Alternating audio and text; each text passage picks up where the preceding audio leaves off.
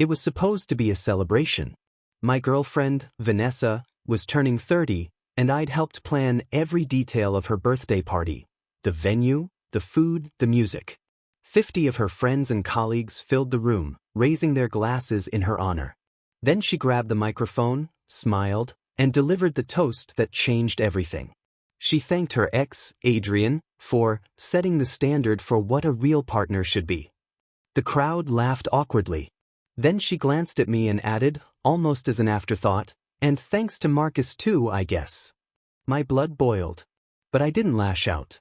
No, I was already plotting a campaign. A campaign of calculated revenge. My name is Marcus Hayes. I'm 34 years old, and for the past decade I've made a career out of designing political campaigns, crafting narratives, dissecting opponents, and building strategies that win. Washington, D.C. is my battleground, and I've always prided myself on keeping emotions separate from tactics. That is, until Vanessa Collins came into my life. Vanessa was magnetic from the start, 30 years old, a rising PR executive, the kind of woman who could walk into any room and have people orbiting her like planets around the sun. She thrived on attention, on carefully curated Instagram stories, on networking cocktails where every conversation was a chance to climb higher. I knew she was ambitious, maybe even manipulative, but I told myself her fire was part of the reason I loved her. For 3 years, we lived together in my condo in D.C. I paid most of the bills, not because she demanded it, but because I convinced myself it was an investment. I believed in her dreams, her charity galas, even her endless wardrobe that kept up appearances. She would thank me with a smile, sometimes with affection, but often with an expectation that it was simply what I was supposed to do as her partner. Adrian Blake, her ex-boyfriend, was a name that popped up too often for my liking. A 32-year-old, startup founder, with the sharp suits and leased sports cars to match, Adrian loved to project success. But I had contacts in finance and I knew how to read people. Behind the shine, I suspected rot, maxed out credit, no real revenue, just smoke and mirrors. Still, Vanessa kept Adrian's name alive, like a trophy she displayed even when she claimed she'd moved on. Then there was Brooke Miller, Vanessa's inseparable best friend. 29, working retail management, but always at Vanessa's side.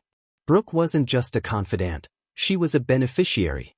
Vanessa's generosity toward Brooke was funded, in no small part, by me. Concert tickets, weekend getaways, even a few suspiciously large loans that never seemed to circle back. I told myself it was harmless, the price of being with someone as socially connected as Vanessa. That illusion shattered on the night of her 30th birthday. I had spent weeks organizing the event, securing the venue, arranging the catering, even covering the deposit myself. 50 people packed the room, raising glasses, waiting for Vanessa's big moment. When she stood to give her toast, I expected gratitude. Maybe a kind word about me. Instead, she smiled at Adrian, sitting smugly in the corner, and thanked him for teaching her what a real partner should be. The crowd shifted uncomfortably. Then she looked my way, shrugged, and said, "And thanks to Marcus too, I guess." Laughter rippled. My stomach twisted. In that instant, I realized Vanessa hadn't just embarrassed me, she'd drawn battle lines. But unlike most men, I had a skill set she underestimated. This wasn't going to be a breakup. This was going to be a campaign. The words hit harder than any political ambush I had ever faced. "Thanks to Marcus too, I guess." Vanessa said it with a casual shrug, her glass lifted high, her smile directed at the crowd instead of me. But the real sting wasn't the words, it was the timing. A 30th birthday, her night, my money funding every bottle of champagne, and she chose to humiliate me in front of 50 people, including her ex-boyfriend. I didn't flinch. My training had taught me that the man who reacts first is usually the man who loses. So I clapped politely, forced a smile, and swallowed the humiliation like bitter whiskey. But inside, something snapped. This wasn't a careless slip. This was betrayal with intention, a public spectacle designed to wound. The night stretched on in a blur of fake laughter and clinking glasses. Adrian, lounging smugly in the corner, caught my eye more than once, as if savoring my discomfort. Vanessa made rounds with guests, her hand brushing his shoulder when she thought no one noticed. Brooke stayed glued to her side, whispering, laughing, occasionally shooting me looks that felt more like warnings than sympathy. After the last guest left and the music faded, I noticed Vanessa's phone buzzing on the counter. I wasn't one to snoop until that night. The notifications told a story she hadn't. Messages from Adrian, still warm, still intimate, laced with inside jokes and late-night confessions. Whatever line they claimed to have drawn between past and present was nothing more than a smudge easily stepped over. The betrayal deepened the next day when Brooke, of all people, decided to weigh in. She texted me as though she were Vanessa's campaign manager. "Marcus, maybe you could ease up on Vanessa about money. She's stressed enough. You've been generous, but a little more wouldn't hurt, right?" That message crystallized the truth. I wasn't Vanessa's partner. I was her financier, her safety net, her campaign donor. And like any bad investment, I had poured resources into an illusion. The humiliation, the texts, the financial bleed, it all added up to a revelation. I had been running a losing campaign, one where my loyalty was exploited, my reputation disregarded, and my future leveraged for someone else's benefit. And in that moment of clarity, the strategist in me awoke. I didn't rage. I didn't confront. That would have been emotional, reactive, the very opposite of the way I built victories. Instead, I began to sketch a plan in my mind, a counter-campaign. Vanessa thought she held the stage, but she had no idea who she was performing for. Because in politics, as in life, betrayal isn't the end. It's the opening move in a war for control. And I had no intention of leaving this battlefield without rewriting the narrative. I didn't want a bar fight. I wanted a campaign, surgical, inevitable, and impossible to spin away. In my world, narratives win elections. So I decided to treat Vanessa's betrayal the way I treated a corrupt opponent: research, build a dossier, and pull the levers that mattered. No melodrama. Just precision. Step 1. Opponent research. I started where any good campaigner starts: finance and network. Vanessa used a card I'd put her on for convenience. I pulled months of statements, quietly, legally, through accounts I controlled, and traced every purchase. The pattern was unmistakable: high-end boutiques, last-minute flights, donations to causes she championed publicly, and a string of loans to friends that never got repaid. Every gala dress, every brunch, every emergency that coincided with a glamorous Instagram story was paid with money that came from me. She wasn't just living beyond her means, she was living on my goodwill. I mapped her ecosystem: which friends benefited, which vendors she favored, and which organizations elevated her profile. That map became my playbook. Step 2. Expose Adrian. Next, I wanted to know exactly who Adrian Blake was behind the glossy LinkedIn profile. I hired a digital forensics operator, someone I'd worked with on campaigns to vet opposition research. He dug into company filings, investor records, and vehicle registrations. What looked like a tech wunderkind unraveled fast. No real revenue, shell contracts with boutique consultancies, and a glossy sports car that, according to fleet records, was leased and rotated through rental companies. Adrian's success was a facade built on borrowed money and borrowed image. If you stripped the props away, you had a founder with more promises than product and a car that could be gone in a week. Step 3. Weaponize the dossier. Armed with the receipts, the bank trails, and Adrian's financial skeletons, I compiled a dossier, a tidy, journalist-ready packet that told the story without emotion: dates, transactions, beneficiaries, and corroborating screenshots. I didn't want gossip. I wanted facts that would land with authority. The dossier had 3 targets: Vanessa, the public image she sold; Adrian, the house of cards; and Brooke, the friend who cleaned up the mess and profited from it. I planned a 3-phase rollout. Phase 1 would be reputational: quietly retract a sizable charitable donation that Vanessa had touted as proof of her good work. Pulling that funding would humiliate her in front of colleagues who valued her philanthropy. Phase 2 would be source exposure, an anonymous package to a local business reporter and to Adrian's father, outlining Adrian's fake startup and the leased car. That was the lever that would make investors and family uncomfortable. Phase 3 would be collateral, pointing loss prevention and compliance teams toward Brooke's suspicious refunds and transactions. Not because I wanted to ruin her, but because I wanted the ecosystem that enabled Vanessa to tremble. I rehearsed every line, anticipated denials, and prepared backups. If Vanessa tried the classic victim play, tearful live videos, accusations of me being vindictive, I already had corroborated timestamps, bank metadata, and witnesses who could attest to the truth. I built legal cover, too, copies of everything, chain of custody for the docs, and a lawyer on standby in case any of them tried to weaponize the law against me. Most people think revenge is about roaring back. Real power is quieter. It's about removing the oxygen from a lie until it suffocates. I was ready to flip the script, and when the campaign launched, it would feel like the inevitable outcome of a perfectly run operation. No shouting. No spectacles. Just consequences. I launched the campaign the way I always built winning races. Quietly, on a weekday, when the opposition was least expecting it. The first move was surgical, aimed at Vanessa's reputation rather than her heart. Phase 1 began with the charity she loved, the gala she always posted about, the one where she drank rose and posed beside plaques that read, "Generous Donor." I withdrew the sizable donation I'd earmarked for that foundation. Not with a press release or a confrontation, but with a simple call to their director. Due to a reallocation of funds, we need to rescind the pledge. The director was mortified. The gala committee scrambled to fill the sudden gap.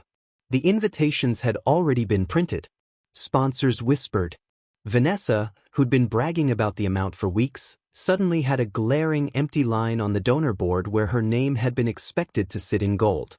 That's when I let the receipts do the talking. I fed carefully curated snippets of Vanessa's spending, photos of boutique bags, travel itineraries, invoices for dresses, to a handful of people who mattered. A columnist who covered the social pages, a friend at a trade magazine, a former colleague who managed PR rosters. The narrative I planted was simple and factual. The woman who presented herself as a philanthropist was funding that life on someone else's generosity. The next morning, the social pages buzzed. Questions followed. Vanessa's supporters, once ready with wine and praise, looked embarrassed when the missing donor pledge was raised in conversation. Phase 2 was about Adrian. His public persona, an innovative founder, a man who made it, was his currency. I punctured it by mailing an anonymous dossier to his father and to a local business reporter who liked digging under polished press releases. The dossier laid out links between Adrian's company and Shell contracts, highlighted tenuous investor relationships, and attached fleet records that showed the sports car he paraded around town was leased through a rental broker. The story landed like a bomb.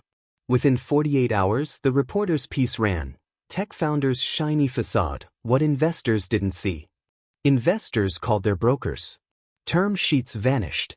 The board demanded audits. Adrian, who'd been basking in a veneer of success, went from being the toast of weekend panels to someone being asked for receipts. His father, mortified, furious, issued a public statement distancing himself from Adrian's ventures. That kind of paternal disavowal in our circles is social death. Investors retreat when family turns hostile. Credibility evaporates when the people closest to you start denying the narrative you've built. Phase 3 targeted Brooke.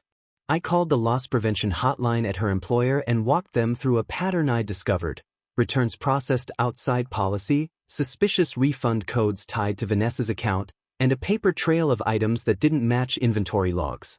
I didn't fabricate anything. I simply connected dots.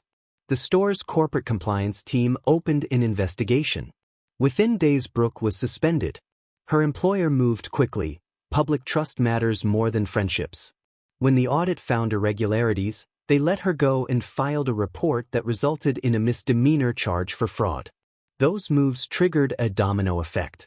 Brooke, cornered and terrified, turned on Vanessa. She called and texted in a flood of accusations and blame, detailing how she'd helped Vanessa patch holes in the past. Vanessa's allies evaporated. People who once toasted her backed away. The friendships that propped up her image collapsed under scrutiny. Adrian's world crumbled too. With investors pulling, lawsuits began to stack up.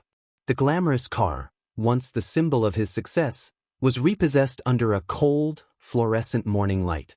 The press fed on every misstep. Lawyers called. He was no longer the story's hero, he was its cautionary tale. Vanessa, stripped of her gilded runway, found herself with nowhere to turn. Her PR contacts shied away. Her platform shrank. Calls for comment were met with silence. She tried the only gambit left, public sobbing on social media, a live stream full of tears and accusations that painted her as the wronged woman. But the internet is never one-sided for long. Screenshots surfaced, texts, invoices, social posts, that contradicted her story. The narrative I'd set in motion held. Then came the night I never thought would feel so ordinary. Vanessa knocked at my door, eyes swollen, hair uncombed, the woman the city had once celebrated reduced to pleading on my stoop. The neighbors watched, some filmed. She begged, about forgiveness, about money, about a place to stay. I could see the calculation drain from her face, replaced by genuine fear.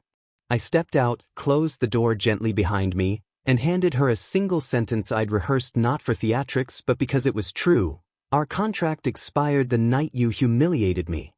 I didn't entertain excuses. I didn't negotiate. The campaign had done its work, reputation is a contract, and she had voided hers. Watching her walk away, no car, no sponsors, no friends, felt neither triumphant nor cruel. It felt inevitable. I'd used my skills not to destroy for sport, but to reveal the truth buried beneath vanity and performance. The public consequences were swift and absolute. Careers stalled, fathers disowned sons, friendships dissolved, and a social darling learned what happens when the stage lights go out. And for me, the aftershock was clean. I closed that chapter, redirected resources to real causes, and moved on. The neighborhood gossip subsided. People forgot the spectacle, as they always do. But the lesson was indelible. Some battles are won quietly, with evidence and patience, and the outcome is often more satisfying than any shouted revenge. When the dust finally settled, I found myself reflecting on everything that had happened. I hadn't shouted, I hadn't smashed plates, and I hadn't fallen into the trap of messy, emotional revenge.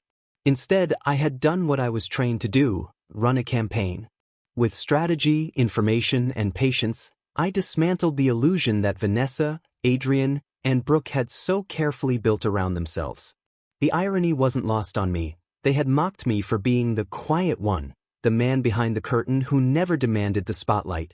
But that silence was my advantage. They never saw the moves coming. They mistook restraint for weakness, when in truth, it was discipline. And discipline wins wars. The real lesson? Never underestimate the quiet ones. Behind every calm exterior could be someone cataloging, calculating, and waiting for the right moment to rewrite the entire script. The so-called power players thought they had me cornered, but in reality, I was the one holding the pen. Looking back, I don't even consider it revenge in the traditional sense. It was accountability. Actions have consequences, and all I did was accelerate those consequences. Their empire was already built on fraud, vanity, and entitlement. I simply removed the safety nets. To me, this was a victory campaign. Not because I hurt them, but because I freed myself. I learned that loyalty has to be mutual, that love isn't supposed to feel like an ongoing negotiation, and that self-respect is worth more than appearances. I came out of it sharper, but not bitter. If anything, I view the whole ordeal as tuition for the school of life. I paid with time, energy, and a few strategic investments, but what I gained in clarity and resilience was priceless. Now, I've closed that toxic chapter. I've redirected my focus to my career, where the skills I once used to win elections now fuel projects that actually matter. More importantly, I've rebuilt my sense of self, untethered from Vanessa's chaos. And for the first time in years, I feel ready to open myself to something healthier. A relationship built on honesty, not performance. Respect, not exploitation. Partnership, not dependence. Vanessa's downfall was her own making. My rise out of it? That was my choice. And I'll always choose strategy over noise, truth over illusion, and growth over bitterness. That was my story, how one night of public humiliation turned into the campaign of a lifetime, where betrayal met consequences and silence became my sharpest weapon. But now I want to turn it over to you. Have you ever been betrayed, cheated on, or humiliated by someone you trusted? How did you handle it? Share your story in the comments below. I read every single one, and your words might give strength to someone going through the same thing right now. And if stories like this resonate with you, real-life cheating stories filled with drama, strategy, and justice, make sure to hit that subscribe button and turn on notifications. Every week, I bring you another gripping tale where betrayal collides with karma in the most unexpected ways. Trust me, the next one is even wilder, and you won't want to miss it.